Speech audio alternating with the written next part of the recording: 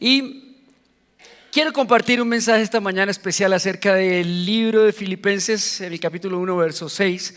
Dice allí: estando persuadido de esto, que el que comenzó la buena obra en vosotros la perfeccionará y la terminará en Cristo Jesús. Este texto maravilloso nos habla de cómo Dios en cada uno de nosotros empieza y termina un proceso. Dios no es un Dios que deje procesos a medias o ciclos, como decimos nosotros, abiertos. Él lo que empieza, lo termina. Y hay un personaje en la Biblia que me llama mucho la atención porque durante mucho tiempo me identifiqué con él, y es Jonás. Porque Jonás es uno de los procesos en la Biblia que nosotros podemos ver claramente de principio a fin. Vemos cómo Dios comenzó una obra en Jonás al escogerlo y ponerle un destino. Jeremías dice: antes de que nacieses te conocí, te puse en el vientre de tu madre, te santifiqué, te di un propósito. Así que Dios ya tenía un propósito para Jonás, ya lo había conocido, ya lo había terminado. Así como para cada uno de nosotros, Dios, aunque nosotros no nos demos por enterado muchas veces, ya tiene un proceso específico, determinado, predestinado para cada uno de nosotros.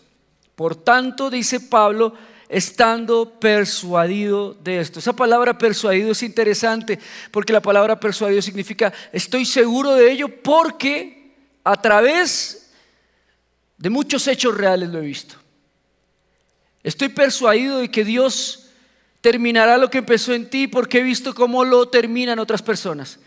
Porque he visto cómo otras personas han tratado de huir del propósito de Dios o han tomado caminos diferentes, y Dios en aquellas personas también ha obrado, ha terminado su propósito. Y en Jonás Dios empezó su propósito, su llamamiento, diciéndole: ve a Nínive, profetiza a esa ciudad que está bajo el juicio de Dios.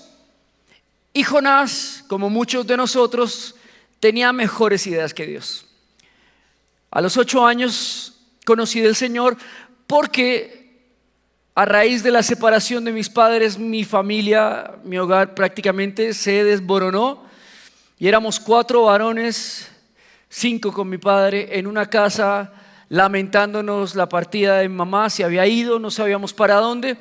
Y entonces ahí estaba yo, que era el menor de 8 años, viendo esta situación de cómo un padre lo pierde todo, se alcoholiza, cómo sus hermanos mayores también empiezan a caer en vicios, en alcohol, y yo con 8 años sin saber para dónde tomar. La misericordia de Dios me alcanza en ese lugar, y hay una vecina donde nosotros vivimos que cada domingo le dice a mi papá: déjeme llevarme a su hijo para la iglesia.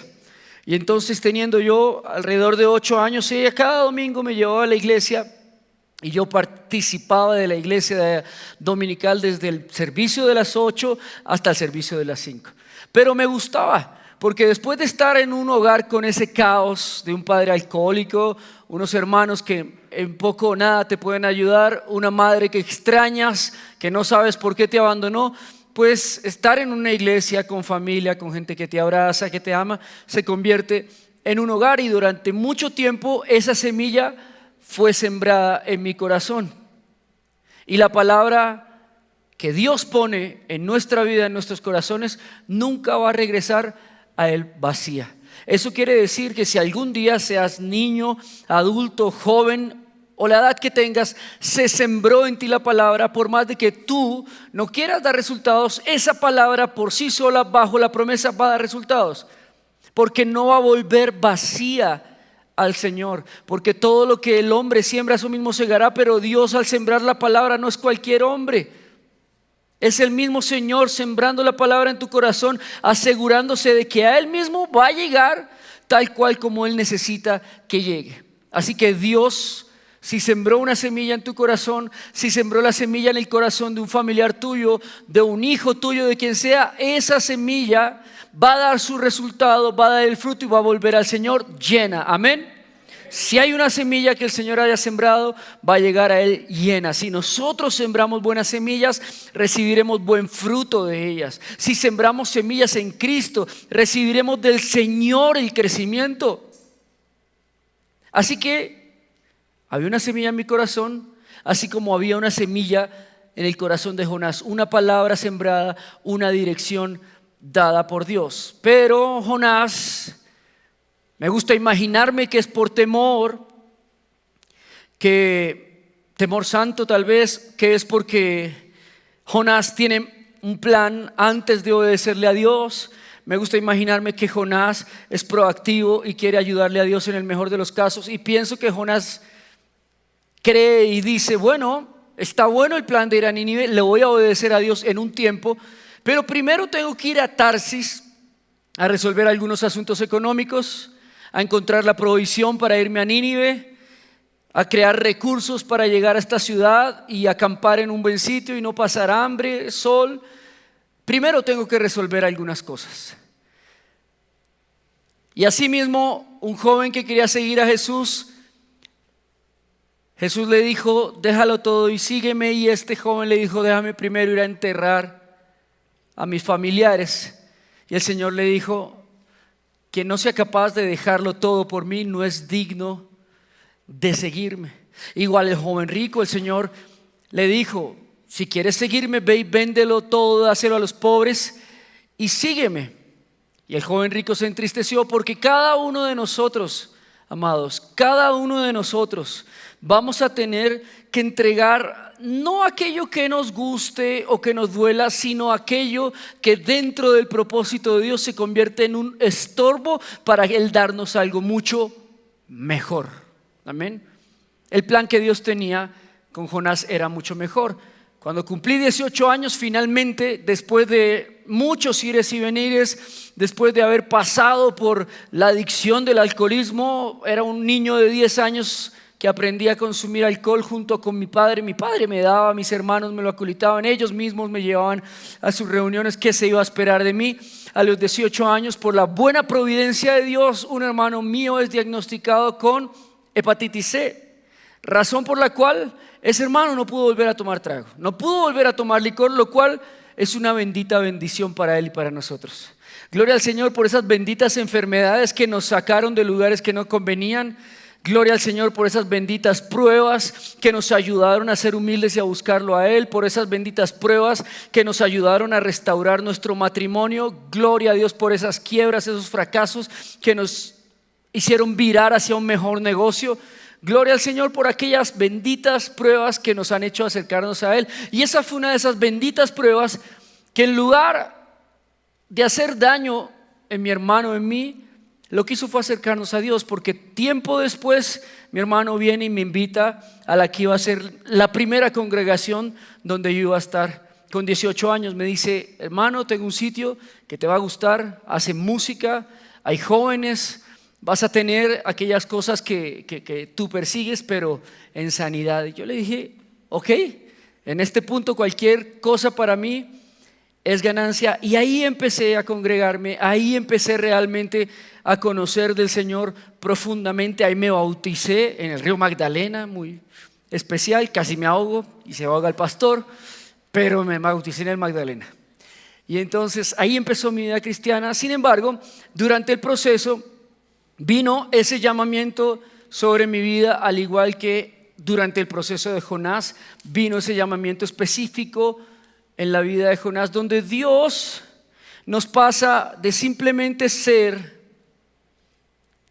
cristianos simpatizantes a creer y ser cristianos activistas, realmente a aceptar el desafío de obedecer. La Biblia dice, es mejor la obediencia que los sacrificios. Así que la verdadera adoración, la verdadera alabanza, el verdadero dar, el verdadero cristianismo es aquel que obedece.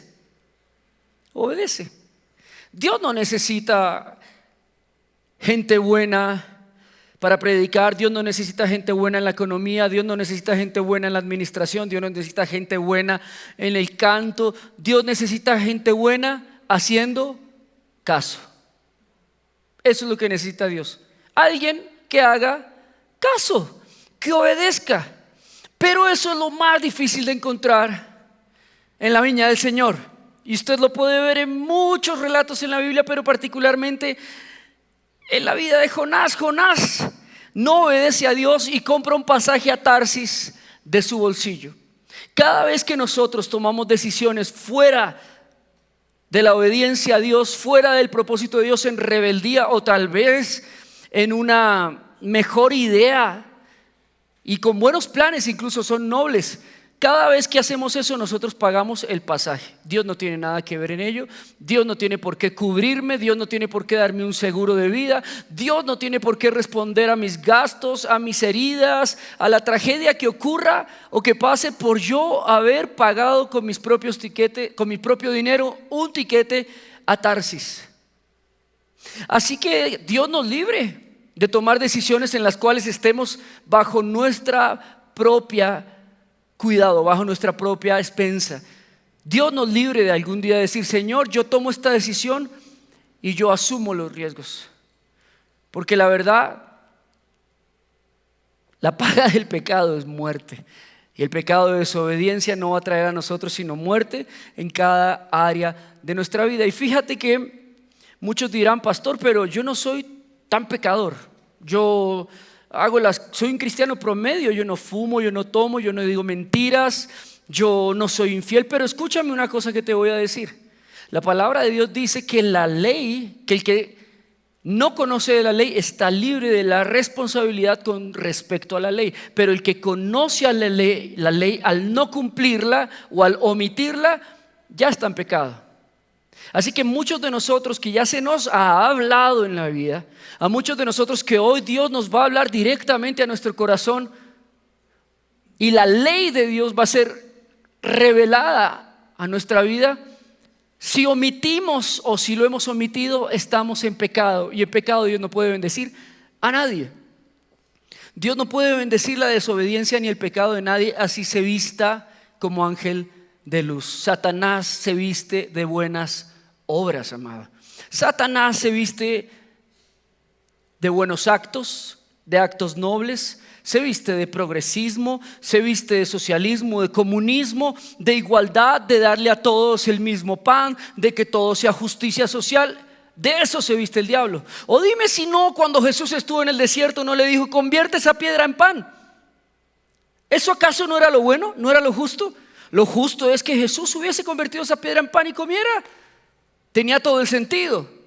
¿O es que acaso no es bueno y noble cuando Jesús estaba en ese monte haber orado al Señor para que le trajera a sus ángeles para resguardarlo? Claro que era lo justo. ¿O es que acaso alguno de nosotros diría: no me des todos los reinos del mundo tan solo por postrarme un momentito a arrodillarme y adorarte? Claro que nosotros, si hubiéramos caído desde la primera, nosotros hubiésemos convertido la piedra en pan sin pensarlo dos veces. Porque nosotros muchas veces nos dejamos seducir por la mentira del diablo de las buenas obras y pensamos que por hacer buenas obras estamos obedeciendo. Pero hay mucha gente que hace buenas obras que se va a ir al infierno, quiero decírtelo, porque no es por obras, es por el Señor que nosotros somos salvos. Y nosotros somos bendecidos por obediencia, no por obras. Yo quise ser bendecido por obras en un tiempo y pasó algo curioso en mi vida, porque yo tenía una carga personal, escúchame, personal con respecto a los habitantes de calle. Y entonces empecé a entrenarme y prepararme para sacarlos de las calles. Y tomé a uno, intenté sacarlo de las calles y me robó. Y dije: bueno, el próximo será. Intenté con el próximo, traté de sacarlo de las calles y nuevamente me robó. Bueno, el próximo será. Intenté sacar a otro de las calles y este no me robó, pero definitivamente no se pudo hacer nada con él. Y el último que se paraba aquí al frente de la iglesia, lo intenté sacar de las calles y finalmente con él entendí que no se trata de querer ser bueno, sino se trata de obedecer lo que Dios nos ha dicho que tenemos que hacer. Los habitantes de la calle son un ministerio y aquel que Dios le dijo trabaja con ellos debe hacerlo. Si a ti no te lo ha dicho, tranquilo, no tienes por qué hacerlo. Trabaja en el ministerio, ve al Nínive que Dios te dijo que tú fueras. Finalmente le dije, mira, tengo aquí todos los recursos para sacarte de la calle. Quiero hacerlo. Quiero llevarte a un lugar, bañarte, pagar un apartamento para ti, ayudarte, que vengas a la iglesia a ser restaurado. Quiero que salgas de esa situación tan profunda en la que estás mal. Y me respondió algo que definitivamente me aclaró que yo no soy de ese ministerio. Me dijo, ¿sabes una cosa, pastor? El que está mal eres tú. Yo, ¿tú tienes que pagar impuestos? ¿Tienes que pagar arriendo? ¿Tienes que trabajar? ¿Tienes que responderle a personas por lo que haces? ¿Tienes que bañarte, vestirte a diario? Yo no tengo que hacer nada de eso. Entre tú y yo, ¿quién es el que está mal? Dios te bendiga. Entonces, fíjate que muchos de nosotros inventamos Tarsis personales. El Nínive de Dios tal vez sea algo muy sencillo. Tal vez el Nínive de Dios es simplemente sé un buen esposo. Y nosotros nos inventamos el Tarsis de ser el que ayuda a los niños pobres. Me lo inventé, es mi Tarsis personal. Es una manera, Tarsis, escúcheme, de huir del propósito de Dios en obediencia y de inventarse algo que me parece mucho mejor. Tarsis representa una ciudad comercial, una ciudad industrial donde todas las personas llegaban a ser prosperadas. Y es que eran prosperadas en Tarsis y Tarsis se conocía por ello. Y ser prosperado no es malo, amén. Ser próspero no es malo. De hecho, Dios desea que seamos prosperados. La palabra dice que Él, siendo rico, se hizo pobre para enriquecernos con su pobreza. El mismo Jesús desea que nosotros seamos enriquecidos a través de su acto de la cruz del Calvario. Pero muchos de nosotros estamos vistiendo de buenas obras un Tarsis personal. Y a mí me pasó, así como Jonás iba a Tarsis, e ir a Tarsis no parecía algo malo. De hecho, para mí me parecía una super idea. Está bien, Jonás. Y como pastor le hubiera dicho, sí, me parece bien, Jonás, que primero vayas, busques provisión, primero vayas, hagas un plan, primero vayas a Tarsis y te desarrolles como persona, y ahí sí vayas a Nínive y cumplas tu ministerio como profeta. Pero así no funcionan las cosas con el Señor. En el Señor su palabra es sí y amén. Que tu no sea no, que tu sí sea sí, porque todo lo que esté fuera de eso es pecado. Así que con el Señor nosotros o somos o no somos, o estamos en obediencia o estamos en desobediencia. No hay puntos intermedios. A mí se me ocurrió un excelente plan. Y cuando yo llegué a la iglesia, lo primero que hizo el Señor fue hablarme a mi vida a través de la pastora Ina de Suárez y la profeta Susan, diciendo a mi vida lo siguiente. Tenía yo 18 años y el Señor me mostró mi Nínive personal y me dijo, vas a ser pastor y vas a ir a las naciones y vas a ir a Sudamérica, Centroamérica, Estados Unidos, y vas a ir a todo el mundo predicando el evangelio y vas a ser pastor de iglesias. Y por dentro yo pensaba, si eso yo no es lo que he orado, yo no quiero ser pastor. Esta señora no sabe lo que yo quiero, y si ese es Dios el que está hablando, tampoco sabe lo que yo quiero. Yo quiero ser un cantante cristiano. Quiero ser músico, quiero ser el próximo Alex Campos, pero cantar bonito. Pero aunque mi plan, escúchame bien, estuviera vestido de nobleza, de buenas obras, de adoración, de worship, de ministrar al Señor, estaba en desobediencia porque era mi Tarsis personal. Y todo lo que yo invirtiera, mi tiempo, mi talento, mis días, para yo mismo navegar hacia mi Tarsis personal, era mi responsabilidad y no de Dios. No tenía yo una sola palabra para decirle a Dios, Señor, fue tu culpa. Señor, ¿por qué me metiste acá? Señor, ¿por qué me permitiste que me pasara eso? Porque el Señor me diría, estás en Tarsis, no en Nínive. Y allí a los 18 años, camino para Tarsis, empecé mi destino de desobediencia haciendo producciones musicales, componiendo canciones día a día, trabajando durísimo a nivel secular para invertirle a mi música, para estrellarme todo el tiempo contra la voluntad de Dios. Y es que muchos de nosotros, amados, no estamos peleando contra el diablo, ni peleando contra el sistema, ni peleando contra la humanidad, estamos peleando contra Dios. ¿Cómo es que vamos a poderle ganar una batalla a Dios? ¿Hay alguien que siquiera pueda ganarle una batalla al Señor? Muchos cristianos que han sido llamados por Dios, que se les ha dado una palabra específica o que ya recibieron salvación, están en este momento peleando contra Dios y hacen guerra espiritual, y hacen ayunos, y hacen intercesiones para que el enemigo suelte, y arrebato, y agarro, y suelto, y amarro, y ato, y están peleando contra la voluntad de Dios, que es buena, agradable y perfecta. ¿Para quién? Para Él y para mí.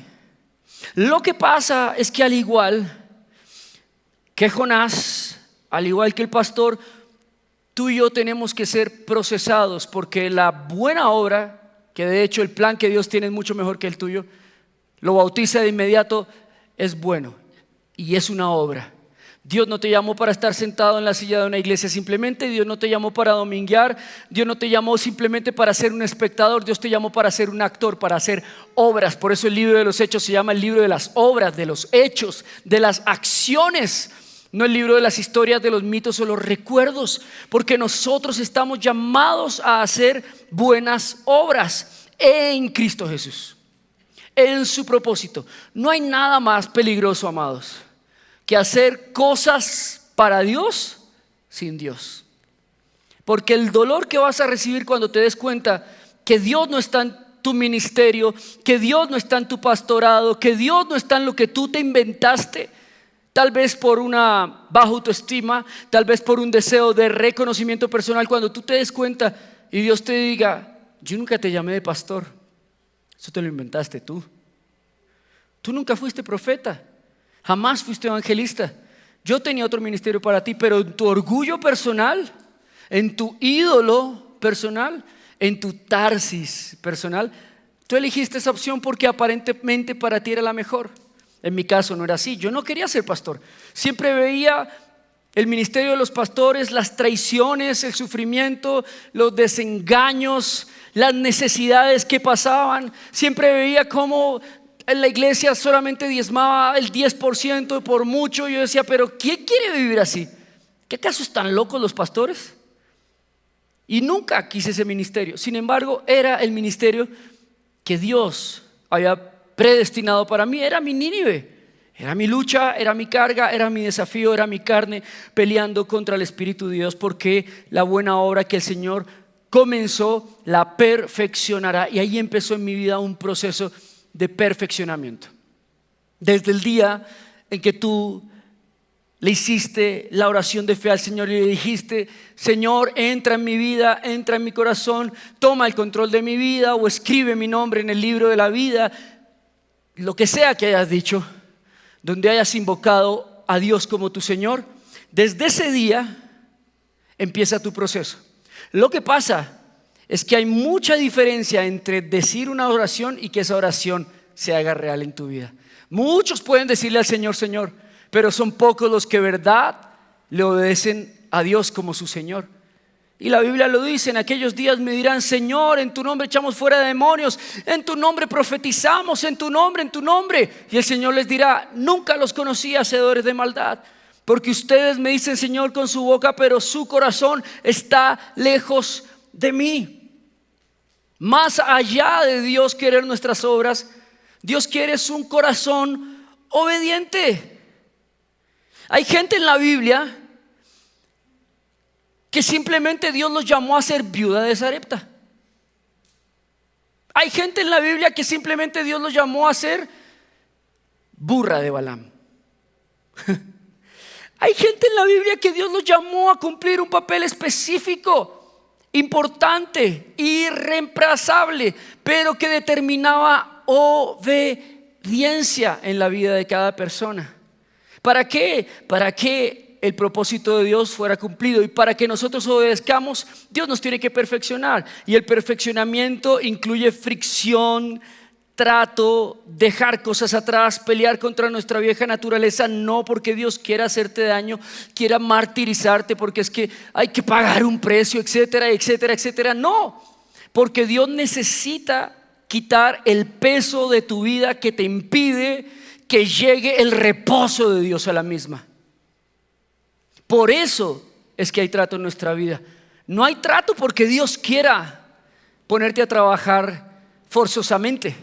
Hay trato porque tú no quieres dejar de trabajar forzosamente.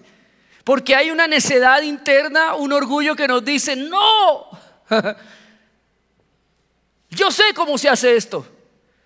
Dios no me puede cambiar mi manera de pensar, mi manera de ver, de entender la vida. Yo sé que así se hace. Pero Dios te dice: no, espérate. Hay otra manera. Hay otra manera de hacerlo.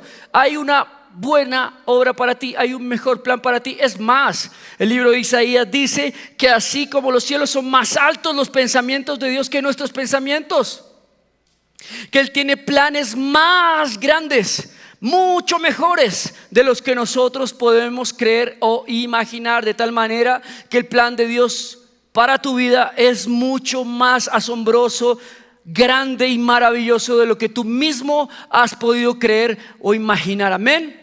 Dale un aplauso al Señor por el plan que tiene para ti. Es mucho mejor. Es mucho mejor, amados. Es mucho mejor. Pero ahí empieza un proceso donde nosotros simplemente tenemos que ser tratados en una sola palabra: obediencia. Y ahí empezó el proceso en mi vida para obedecerle, donde Dios me llevó a lo profundo de un gran pez que trató con mi carácter, con mi vida, con mi tiempo, con mis sueños, que fue la depresión. Dios permite que el demonio de la depresión, este gran pez de la depresión, venga a mi vida y me consuma por mucho tiempo.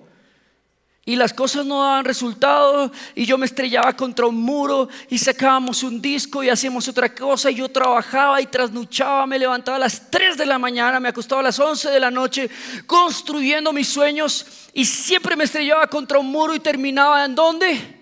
En el mismo gran pez, solo, deprimido, a oscuras, triste, decepcionado, esperando que las cosas cambiaran. Pero si yo no tomaba la decisión de retomar desde el principio, cuando se me dijo el día cero ir a Nínive, el pez jamás me iba a escupir. Quiero decirte algo, amado. En el gran pez que Dios ha permitido que hoy estés, llámese depresión, llámese deuda, llámese separación, divorcio, hijo en rebeldía, enfermedad, yo no sé cuál es el gran pez en el que hoy estás. Estás ahí porque tú quisiste estar ahí, porque tú tomaste la decisión de estar ahí, porque para Dios no hubo otra opción más saludable que dejarte a expensas de tu propio cuidado. ¿Sabes qué pasa? ¿Sabe por qué Dios nos trata en nuestro carácter y nos permite ser expulsados a lugares tan oscuros como la depresión, la soledad y el abandono? Porque cuando nosotros estamos incumpliendo el llamado de Dios en nuestra vida, estamos en desobediencia, hacemos daño a los que nos rodean. Jonás se montó en este bote, en este barco a Tarsis, y vino la tormenta para el bote. Los mismos tripulantes decían: pero ¿qué pasó? ¿Qué hemos hecho nosotros para que nos venga este mal? Ora a tu Dios, Jonás, a ver si tu Dios responde y se calman las aguas. Y sacaban las cosas del barco a ver si era algo que había ahí, hasta que sacaron la cosa que realmente estaba haciendo que viniera la tormenta a ellos, a Jonás. Cuando tú estás en desobediencia, le haces daño a tus hijos. Te llevas a tus hijos por delante, te llevas a tu esposa por delante, te llevas a tu familia por delante, a tus amigos, a los que te rodean. Y por eso Dios te tiene que apartar, porque palabras más, palabras menos, eres un bulto de sal. Donde llegas, haces males. Dios tiene que evitarlo. Aquel que está en desobediencia hace daño a todo su entorno, amados. Está viviendo en un espíritu de rebeldía que contamina. Y por eso mucha gente a veces en la iglesia no pega, porque están en rebeldía, están en desobediencia, no quieren ser tratados por Dios y no se pueden conectar. Y dicen: no, pastor, es que no me conecté con la iglesia. Pues claro, si quieres hacer lo que se te da la gana todo el tiempo, ¿cómo te vas a conectar? Ni en la iglesia, ni en tu casa, ni en el colegio, ni en ninguna parte. Es un Jonás. Eres yo, Jonás. Entonces Dios empieza a procesarnos, a procesar nuestro carácter, a quitarnos las cosas, a dejarnos solo, a cerrarnos las puertas, porque Dios necesita que por fin nosotros lleguemos al nivel de la oración que lo cambia todo. Hubo algo que hizo Jonás que cambió todo el panorama. Y es que Jonás no simplemente oró por orar, oró por torcerle el brazo a Dios, o oró por una petición particular. Jonás oró en su desespero. No sé si estés viendo la visión, pero oró su desespero en la boca de un gran pez en el fondo del océano. Oró como su última opción. Oró sin tener ninguna otra salida. Oró con desespero, oró con agonía. Oró con verdadera necesidad. Oró, como dice la palabra, con clamor. Clama a mí y yo te responderé.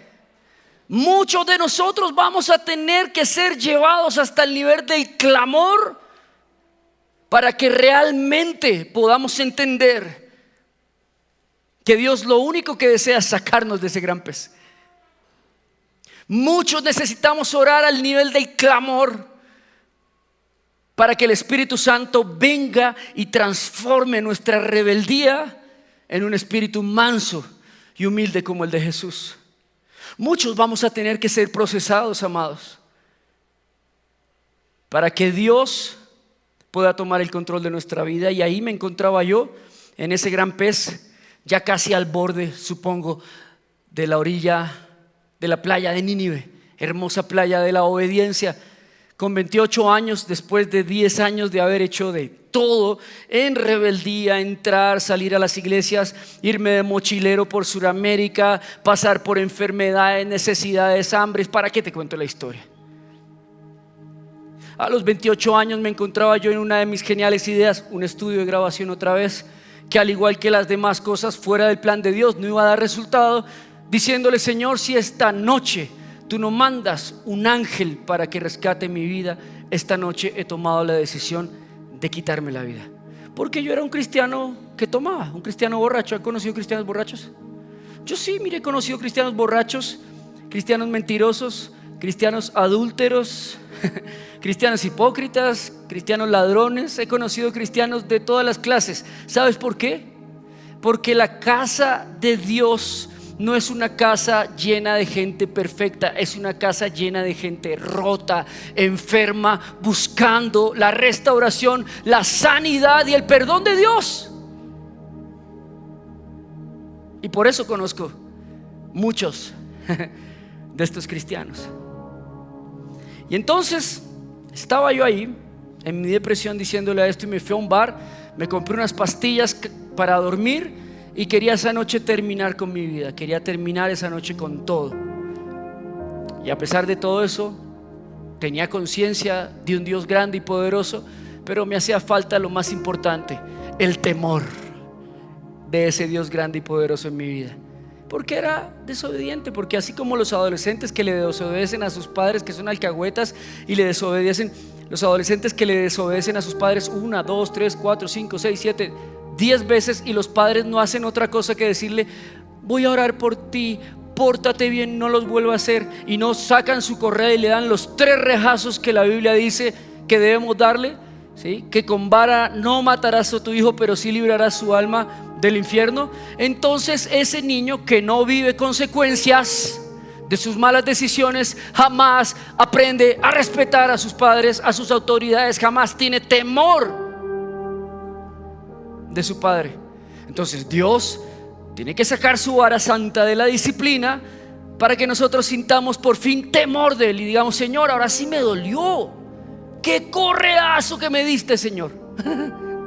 Me partiste la vara en la espalda de mi orgullo, me partiste la vara en la espalda de mi soberbia, me partiste la vara en la espalda de mi autosuficiencia.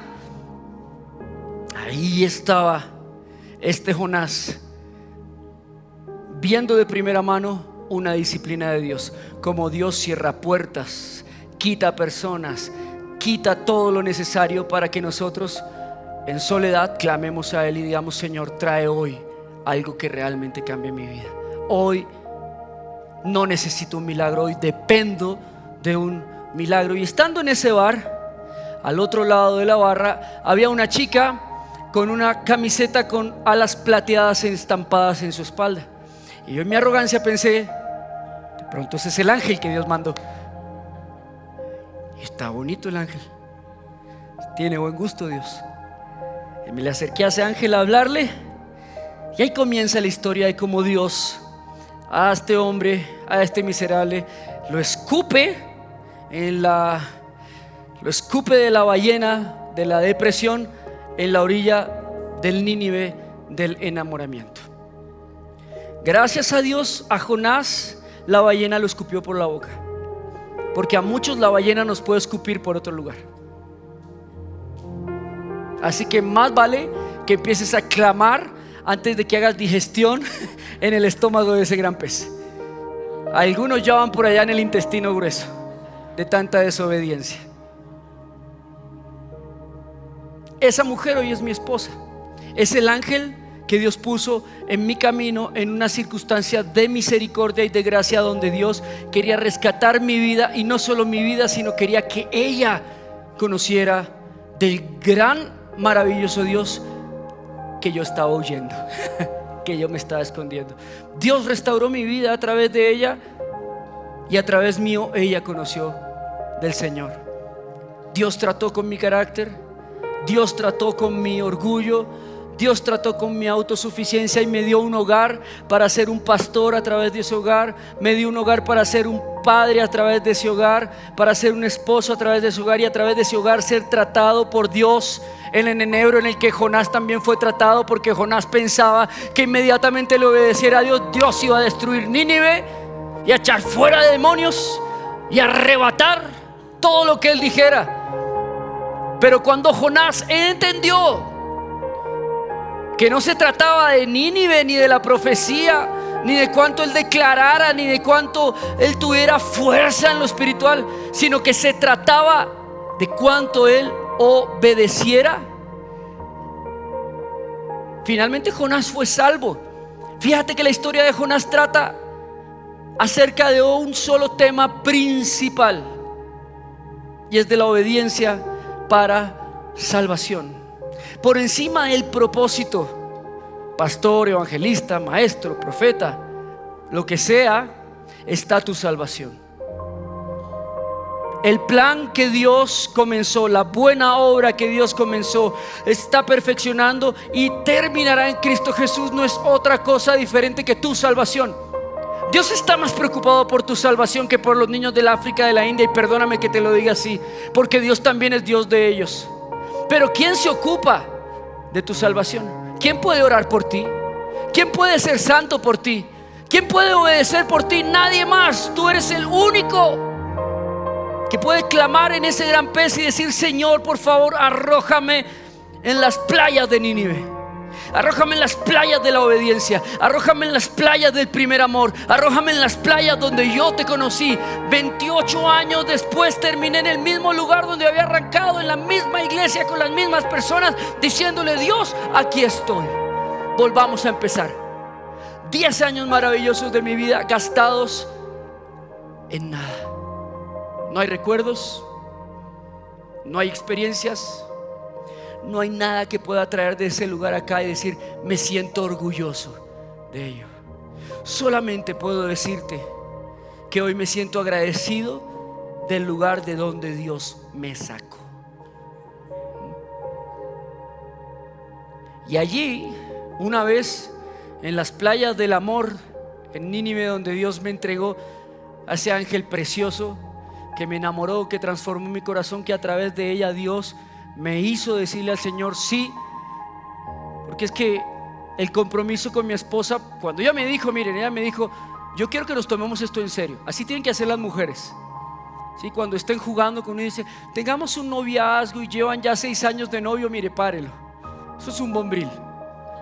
Usted tiene que pararlo y decirle: o nos casamos o esto no va más, ¿ok? Esos hombres que les gusta vivir en unión libre, ¿no? Es que el matrimonio, ¿quién se lo inventó? ¿Quién se lo inventó? Pues Dios.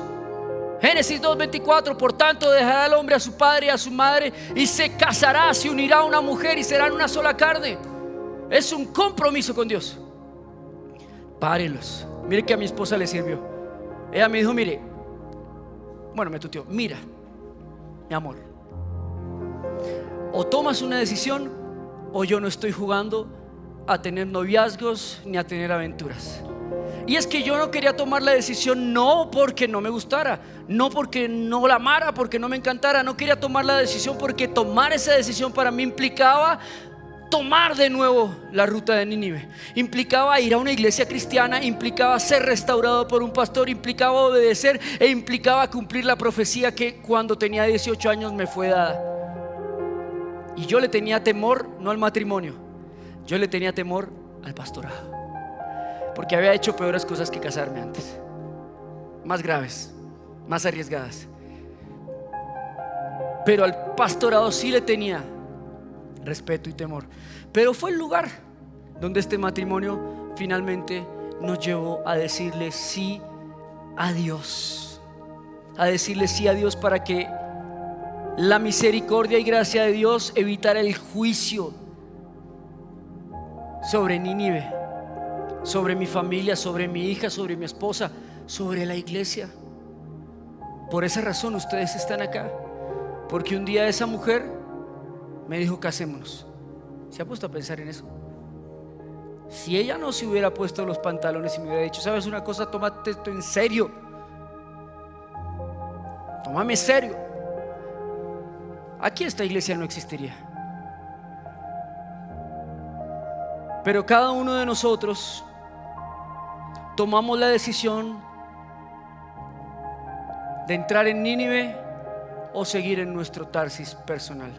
Por mi parte, quiero decirles que todas aquellas cosas que Dios me ha pedido que entregue no valen absolutamente nada frente a la grandiosa, gloriosa, maravillosa, próspera, bendecida gracia de Dios sobre el llamamiento de ser pastor. Los volvería a entregar 1 y 1000 veces. Volvería a entregar la música, volvería a entregar mis pasiones, volvería a entregar mis amigos, volvería a entregar todo por volver a retomar este llamado que Dios nos ha entregado tan alto,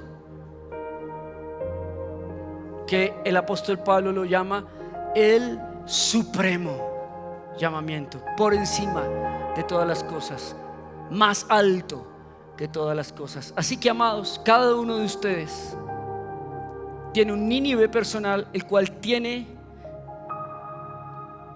que retomar hoy. Tal vez a algunos Dios ya les ha hablado, tal vez Dios esta noche les esté hablando, y no les estoy diciendo sálganse de su trabajo y vengan 24/7 a la iglesia. No, estoy diciéndoles que su trabajo, escúchenme bien, tiene que estar enfocado en Nínive, que su matrimonio tiene que estar enrutado en Nínive. Quiero decirles que sus barcos tienen que cambiar de vela, las velas deben ir hacia Nínive, no hacia Tarsis. Estoy diciéndote eso porque muchos muy hábiles y en una espiritualidad me dicen: es que el pastor me dijo que saliera de trabajar, el pastor me dijo que me divorciara y me fuera a Nínive con el Señor. No estoy hablando de eso, amados. Estoy hablando de que tu corazón navega hacia un rumbo diferente al rumbo del corazón de Dios. Estoy diciendo que tu vida completa debe dirigirse hacia el propósito que Dios ha planeado para ti. Es mucho más especial de lo que tú crees, amado. Es mucho más grande, mucho más maravilloso. Es un plan de bien, es un plan de bendición, amado. las cosas que tal vez tú lamentes que Dios quiera quitarte del camino, realmente son cosas que en el destino y en el propósito dirás: gracias Dios por quitármelas. Gracias Dios por cerrar esa puerta. Gracias Dios por quitarme esta relación tóxica. Gracias Dios por sacarme de ese trabajo. Gracias Dios por darme planes de bien, porque era más grande de lo que yo podía creer o imaginar. Así que esta es una mañana de bendición en la cual nosotros podemos decirle sí a Dios, en la cual nosotros podemos clamar y decirle: Señor, ok, yo quiero ir a mi Nínive personal. Tal vez no sea ser pastor, tal vez tu Nínive personal sea tan sencillo como ser fiel en la casa. Tal vez tu Nínive personal sea tan sencillo como ser padre y asumir el rol que abandonaste por estar en Tarsis trabajando. Tal vez tu Nínive personal sea tan sencillo como volver a la iglesia, volver a congregarte y sujetarte en obediencia y decir: ok, este es mi Nínive personal, así lo haré. Pero cada uno de nosotros, amados, independiente de cuál sea el Nínive, estamos llamados a obedecer. Porque si no lo haces, lo único que estás haciendo es postergar lo impostergable. Quiero decirte algo: ninguno de nosotros escapa al plan de Dios. Ninguno de nosotros es tan escurridizo como para que Dios no lo pueda perfeccionar, así sea debajo de una roca o en el proceso que sea. Pero una advertencia: gloria al Señor por su misericordia conmigo, que me escupió en los brazos de una hermosa mujer, de una playa del enamoramiento. Pero he visto cómo el gran pez a muchos los escupe en el valle de una enfermedad, los escupe en la playa de un divorcio, los escupe a la orilla de una crisis financiera, los escupe a la orilla de una prisión, de una condena. Así que yo prefiero, amados, asegurarme de ser dejado en el propósito de Dios, a tratar de esperar a ver en dónde me escupe el gran pez y cómo me escupe. Es preferible, amados, orar, clamar, arrepentirse y que Dios vuelva a empezar contigo, a esperar a ver hasta dónde me lleva el tren de mis consecuencias, a esperar a ver ese pecado oculto hasta dónde me lleva, a esperar a ver si cuando tenga 50 le obedezco a Dios. No va a pasar, amados. No va a pasar, porque el que comenzó la obra la perfeccionará. Lo único que va a pasar es que Dios va a seguir tratando contigo hasta que por fin clames y le digas: Señor, aquí estoy, haz conmigo lo que tengas que hacer. Aquí está mi familia, aquí está mi economía, aquí está mi talento, aquí está todo lo que soy, toda mi vida. Haz con ella lo que necesites hacer. Así que, amados, hoy hay dos caminos que tú puedes tomar: la bendición o la maldición. Tú puedes llegar al mismo punto en esos dos caminos. El problema es cómo vas a llegar. Amén. Tú puedes ser salvo como lo fue Daniel, obedeciendo a Dios, o puedes ser salvo como fue salvo Nabucodonosor, 6 años en la selva viviendo como un animal en el espíritu de la locura. ¿Tú querrás vivir así? ¿Tú quieres ser salvo así? Yo por lo menos no. Yo por lo menos quiero vivir bajo la promesa que dice que yo les he venido a dar vida en abundancia. Amén. Yo quiero vivir esa vida en abundancia aquí en la tierra. Yo quiero vivir ese propósito en abundancia aquí en la tierra. Yo quiero vivir las promesas de Dios que dice que seremos bendecidos hasta sobreabundar aquí en la tierra. Yo quiero ver las generaciones que son impactadas por una palabra de obediencia aquí en la tierra. Yo quiero ver un legado aquí en la tierra. Yo quiero ver a mi hija, a su esposo, a mis nietos sirviéndole al Señor aquí en la tierra. Amén. Gloria al Señor. Dale fuerte ese aplauso al Rey. Ponte de pie, amados, y oremos para que hoy el Señor traiga ese querer como el hacer según su buena voluntad a nuestra vida. Mira, ¿sabes algo? Después de haber sido tratado por el cincel de Dios amorosamente, maravillosamente, te quiero decir algo de todo corazón. Aquellas cosas a las que tú tanto te aferras con tanta fuerza y con tanto amor, son aquellas cosas que te están impidiendo abrazar el reposo que tanto le oras a Dios. Voy a decírtelo de nuevo, esas cosas a las que tú tanto te aferras son las que te están impidiendo abrazar el maravilloso reposo que Dios te quiere dar. El reposo de Dios no añade tristeza. El reposo de Dios es el que enriquece y no trae tristeza, no trae pobreza. En reposo y en quietud los bendeciré, dice el Señor. Por eso cuando tú obedeces, amado, la bendición, la prosperidad, el bienestar vendrán por añadidura. Buscad primeramente el reino de Dios y su justicia, y todas las demás cosas vendrán por añadidura. Padre, te doy gracias en esta tarde porque tú has hablado a nuestro corazón, Señor, porque tú eres bueno, mi Jesús, y tú nos haces ver aquel Tarsis al cual nosotros huimos, Señor. Perdónanos por habernos escondido de la obediencia, tal vez en un trabajo, tal vez en una relación, tal vez incluso en un ministerio de la iglesia que no es al que nos llamaste. En tantas cosas, Dios, que podemos escondernos de ti, pero ¿cómo podremos escaparnos de ti, Señor? Ayúdanos hoy a obedecer, Padre Santo. Ayúdanos hoy a tomar tu Nínive personal, Dios, el que escogiste para cada uno de nosotros, Dios. Sácanos de ese gran pez, Dios, de la desobediencia, de la depresión, de las consecuencias de mis malas decisiones. Sácanos de ese gran pez, Dios, y por favor, en tu misericordia, escúpenos en la playa de tu propósito, Dios, de tu primer amor, Señor, del llamamiento supremo en ti, Jesús. Hoy te entregamos nuestra vida, Señor, y te decimos sí. Hoy clamamos, Señor, de nuestro corazón diciéndote: Padre, eres nuestra única opción. Padre, eres nuestra única decisión. Padre, no hay plan B en nuestra vida. Tú eres nuestro plan A, B, C, D y todos los demás. Hoy dependo de ti, Señor. Dependo de que tú hagas algo en mi vida. Dependo de un cambio maravilloso, Señor. Dependo de un milagro hoy, Señor. Haz un milagro esta mañana en mi vida, Señor. Sácame de este gran pez, Padre Santo. Perdona mi pecado, perdona mi autosuficiencia, perdona mi rebeldía, Señor. Perdona poner mis planes por encima de los tuyos, Señor, pero sácame de este gran pez, Dios.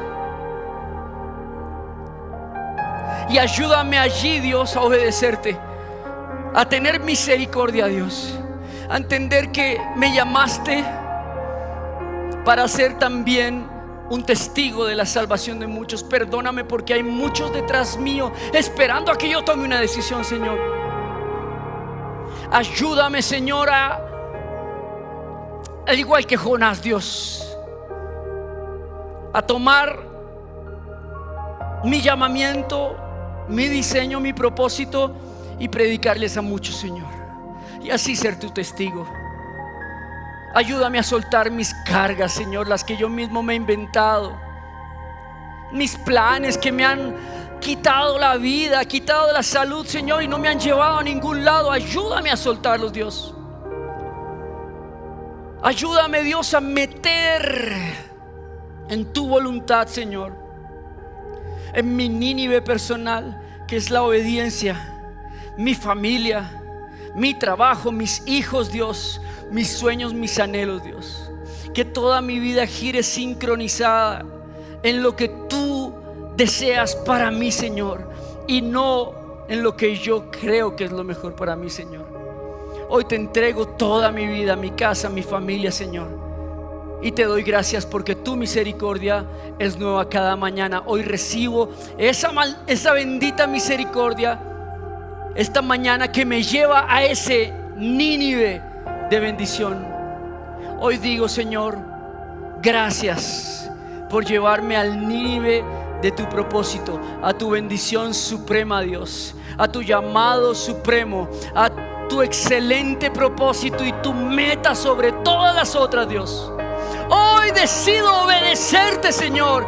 Te digo sí, te digo amén en el nombre de Jesús. En el nombre de Jesús. Dale un fuerte aplauso al Rey esta mañana. Gloria al Señor, gloria al Señor, gloria al Señor. Hoy tomaron la mejor decisión de sus vidas. Tomen asiento, por favor. Gracias. Tomaron la mejor decisión de sus vidas, y es obedecer a Dios. No va a ser fácil, no porque Dios no lo quiera hacer fácil. No va a ser fácil porque están enfrentándose al enemigo más duro de todos, ustedes mismos. Se están enfrentando a su propia naturaleza que se opone al plan de Dios. Pero algo sí quiero decirles, va a ser de mucha bendición, porque la promesa de Dios va a estar todos los días ahí latente, que dice: estaré contigo todos los días hasta el fin. Y si el Señor es por nosotros, ¿quién contra nosotros? Amén. ¿Quién contra nosotros? Gloria al Señor. Vamos a terminar esta especial tarde de servicio orando por la economía de esta casa, orando por los diezmos y las ofrendas de esta casa. Quiero decirles que definitivamente Dios nos ha hablado y nos ha dicho que este es un año de cosecha para redención, que es un año especial para ser bendecidos sobreabundantemente. Pero yo también quiero decirles algo especial, es que tenemos que cambiar la mentalidad de creer que le estamos dando a Dios, que le estamos dando al pastor, que le estamos dando a una iglesia. Mira que cuando yo leí la Biblia acerca de los diezmos y la ofrenda, me sorprendí que en realidad los diezmos, las ofrendas son para mí.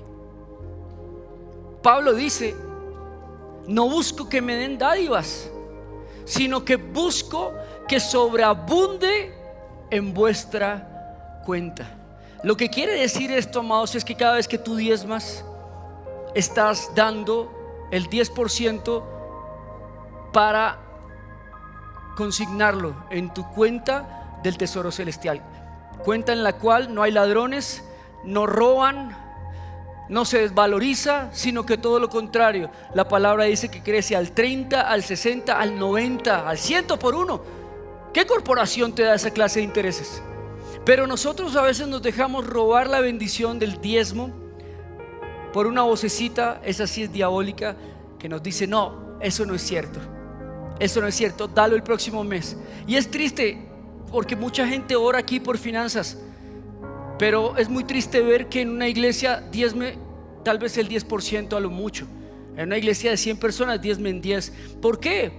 Porque eso quiere decir que es gente que no está confiando en Dios, que los demás 90 no están creyendo en la promesa y por tanto van a vivir fuera de la abundancia, porque no hay otra forma. Esto no me lo inventé. Mira que a mí no me gusta hablar de diezmos, ofrendas, para nada. Pero de un tiempo para acá Dios me ha dicho: si tú no les predicas, ellos no van a ser bendecidos. Si tú no los exhortas, ellos no van a crecer en su economía. Así que yo estoy haciendo mi trabajo como pastor, que es bendecirlos, amados. Su trabajo como ovejas es darle lo que le pertenece al Señor. Y quiero decirles que en esta iglesia hay gente muy fiel, tremendamente fiel. Los honro y los bendigo. Gente que no hay que pedirle, que no hay que hacer nada, sino que ellos van consignando las cuentas sin pedirles nada. Oro por ellos y pido que así como ellos dan en esa obediencia, también Dios les dé, aún sin que ellos ni siquiera les pidan algo.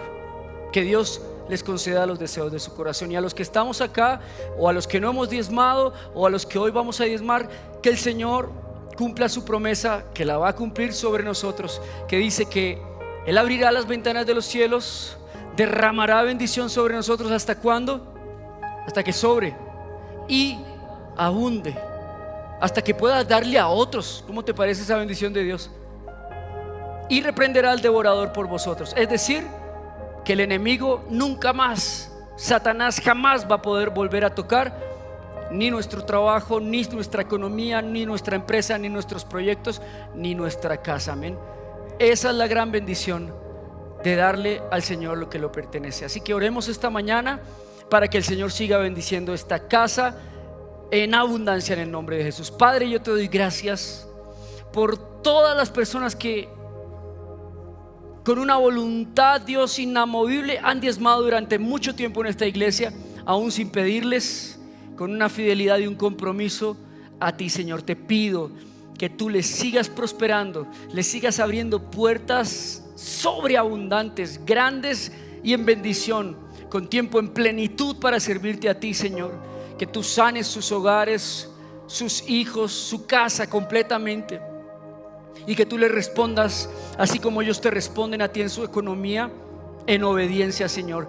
Respóndeles grandemente, Señor, sorpréndeles. Oro también, Señor, por las personas que hoy están recibiendo este llamado de dar, de ser obedientes, en darte todo, de todo lo que recibimos, el 10%, Señor, con fidelidad, con integridad. Oro, Padre Santo, para que desde hoy se abra esa ventana, Señor, para que esa ventana de los cielos que estaba cerrada se abra sobre ellos y esa bendición caiga sobreabundantemente esta misma semana, Señor, esta misma semana, Dios. Y que si hay deudas, si hay gente que quiera hacerles daño en su economía, si el devorador está rondando por su casa, por su economía, Señor, tú lo reprendas por ellos y lo quites de en medio, Padre Santo.